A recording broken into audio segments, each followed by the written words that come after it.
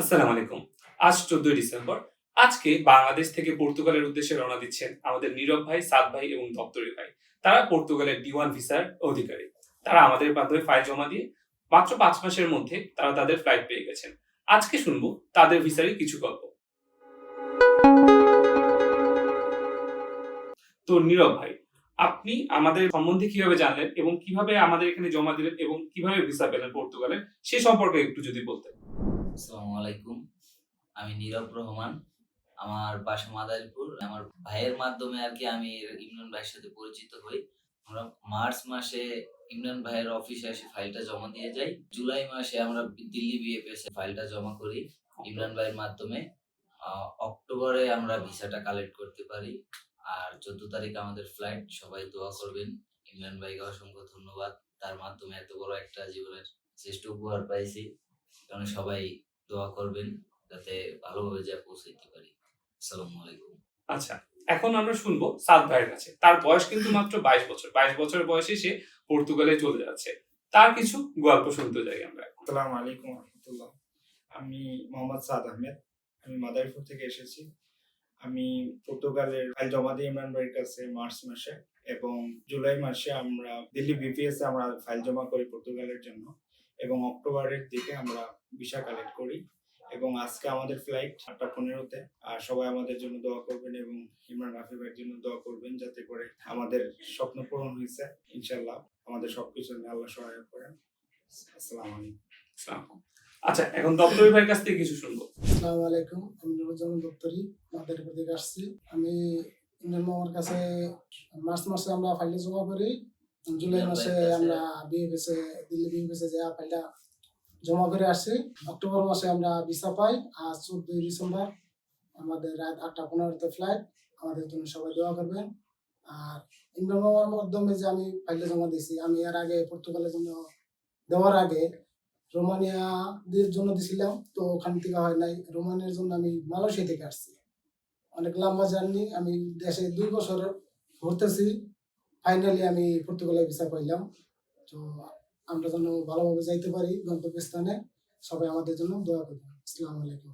আচ্ছা, ভাই আপনি তো অলমোস্ট ২ বছর পরে পর্তুগালের ভিসা পাইলেন। সাদ ভাই, আপনার কতদিন লাগছে? এর আগে ইউরোপের কোথাও জমা দিছিলেন? না, ফার্স্ট টাইম। আপনার ফার্স্ট টাইম। তাহলে তো আপনি লাকি মানুষ ভাই। সাদ ভাই কিন্তু প্রথমবারই পর্তুগালের জন্য জমা দিয়ে প্রথমবারই ভিসা পেয়ে গেলেন মাত্র ৫-৬ মাসের মধ্যে। সবার এরকম ভাগ্য থাকে না। তারপর নীরব ভাই, আপনার কতদিন সময় লাগছে? এর আগে কোথাও জমা দিছিলেন? কতদিন সময় লাগছে? এর আগে রোমানিয়ার জন্য জমা দিছিলাম। ওটা ১ বছরের মতো ঘোরাঘুরি করার পর রিজেক্ট খেলাম। তারপরে ইমরান ভাইয়ের মাধ্যমে পর্তুগালের ফাইলটা জমা করলাম। আলহামদুলিল্লাহ অবশেষে একটা ফল আসলো অনেক সুন্দর করে। তো দেখলেন, একজনের ১ বছর, একজনের ৬ মাস কি ৭ মাস, একজন ২ বছর অপেক্ষা করার পরে কিন্তু ইউরোপের সাফল্য পেয়েছে।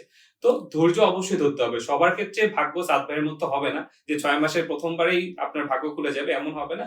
যদি ধৈর্য ধরতে পারেন তাহলে অবশ্যই সফলতা আসবে। কারণ ইউরোপ জায়গাটাই হচ্ছে একটা ধৈর্যের।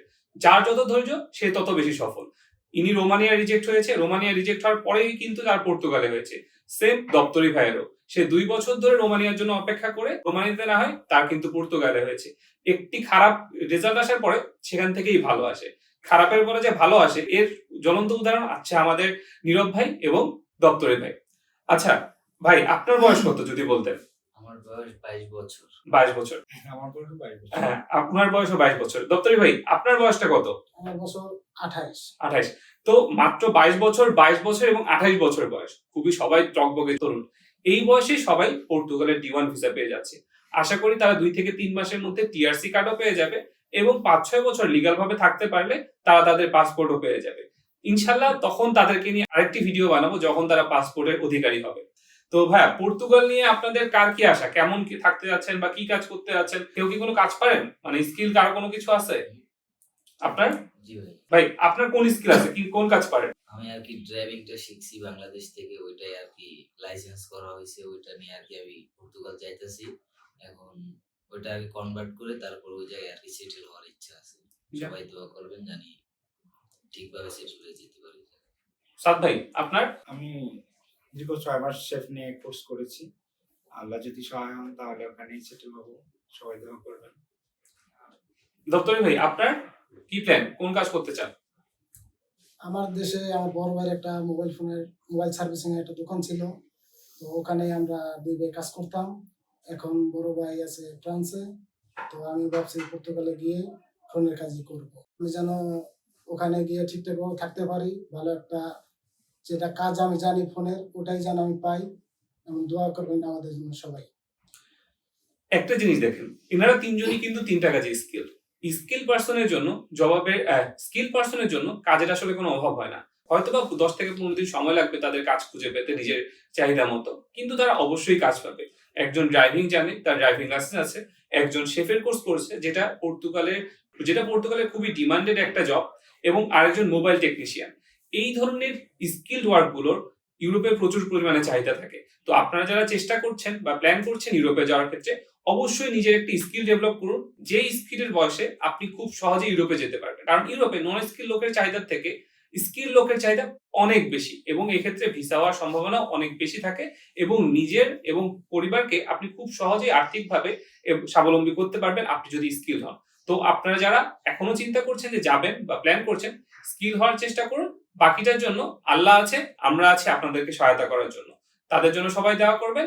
আজকে থাকছে যাদের ফ্লাইট, ইনশাল্লাহ সামনে পরবর্তীতে আরো বেশ কিছু ফ্লাইট থাকবে। সেই পর্যন্ত আমাদের সাথে থাকুন, আর যে কোনো প্রয়োজনে আমাদের অফিসের নাম্বারে যোগাযোগ করুন। আমরা সবসময় আপনাদের সাথে আছি সহযোগিতা করার জন্য। ধন্যবাদ। আল্লাহ হাফেজ।